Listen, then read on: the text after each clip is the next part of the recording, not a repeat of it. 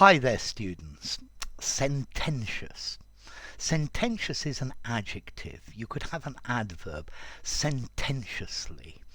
Sententiousness, the noun talking about the quality. Okay? Let's see. We can use sententious in two different ways, but I would only recommend using it in the first of these two ways as something that's negative and disapproving. So if you call somebody sententious, you're saying that they're always trying to appear important. They want to look intelligent and they want to appear very knowledgeable, but in a way that's really annoying. Yeah, so his writing is always incredibly sententious and pompous. Yeah, he's always writing in a way to make himself appear really smart and intelligent. Um, I think we also use this word sententious to talk about people who use lots and lots of proverbs and aphorisms to try to sound really smart and really clever. So, for example, I don't know something. Yeah, you have an accident and somebody looks at you and says, "A stitch in time saves nine." If you read between their lines, they're saying, "I would have done something about that before it happened," or maybe, I see you're bolting the stable door after the horse has bolted. Yeah, so they're sententious, pompous, moralizing. Yeah, they're telling you what you should have done. And they're using morals or proverbs to say you didn't do it right. I think sententious, it has the idea of somebody with a very holier than thou attitude. Yeah, they're always using proverbs and morals and things like that to suggest that they wouldn't have been caught in that situation because they do much better. Yeah, a really rather unpleasant person. Yes, the sententiousness of some politicians is really annoying. I think they're pretentious as well. They're trying to make themselves sound really important and really big, but at the end of the day, not at all. It's something that actually rather annoys you. Okay, so I've had enough of his sententious moralizing. Yeah, he's always using maxims and proverbs and axioms in a way that's incredibly trite and incredibly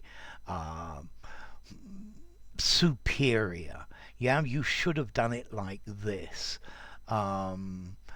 Yeah, so yeah, he is all his book is incredibly sententious. He always speaks sententiously. I dislike his sententious speeches. Yeah, they're full of what you should have done and why you didn't get it right. It sounds a bit like a preacher talking, saying, yeah, they're sanctimonious as well.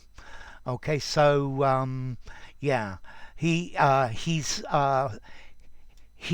so sententious in the way he deals with people that it annoys people. He's always telling them what they should have done and why what they did was morally wrong, or they weren't careful enough. Yeah, you really ought to be much more careful.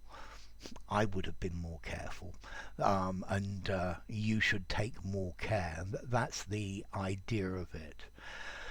So, I said you could use sententious in two different ways. let's see. I would only recommend using it in the way that I've explained so far, because people are going to take sententious as a criticism, as a disapproving adjective or adverb. But you can use sententious meaning short, pithy, concise, using as few words as possible. Um, giving a lot of information in very few words. But the problem with this is, yeah, his writing is very sententious. Does that mean very short, pithy, and concise, or is it trite and moralizing and full of maxims and aphorisms?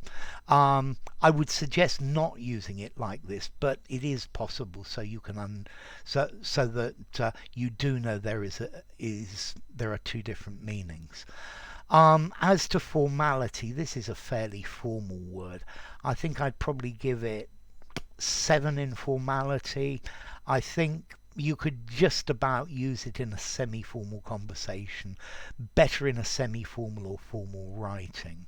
And then as to origin, well, it comes from Latin sententiosus, from sententia, meaning an opinion.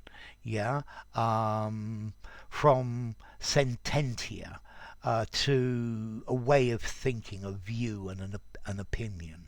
Okay, so there you go. I hope I haven't been too sententious in this video. If you enjoyed the video, give it a rating, subscribe to my channel, and I will see you soon. Bye for now. Sententious, sententiously.